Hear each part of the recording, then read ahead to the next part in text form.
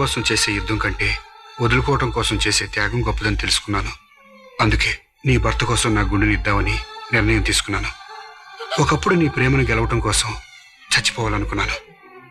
కానీ ఇప్పుడు నీ భర్త మీద నీకున్న ప్రేమ ఓడిపోకూడదని చచ్చిపోతున్నాను. నేను ఈ నిర్ణయం తీసుకోవడానికి ముందు అమ్మవారి గుడికి వెళ్ళాను. నా మహాలక్ష్మి పసుపు కుంకాలతో నూరేళ్లు ఉంటుందా అని మొదటి గాజు వేశాను. నా మహాలక్ష్మి భర్తతో జీవితాంతం కలిసి ఉంటుందా అని రెండో గాజు వేశాను.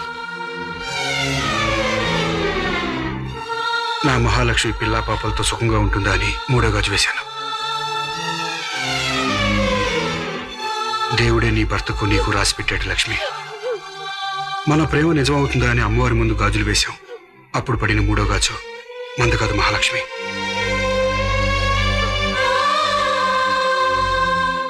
ఆ గాజు కూడా పడకపోతే నువ్వు నాకు దక్కవేమో అన్న ఆలోచనే నేను తట్టుకోలేకపోయాను.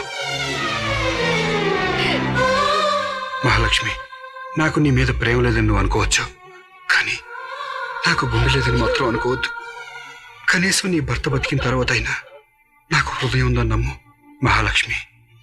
చివరిగా ఒక్క మాట, చాలా మంది చాలా సంవత్సరాలుగా చాలా మందితో చెప్తున్న మాట, చాలా మామూలు మాట.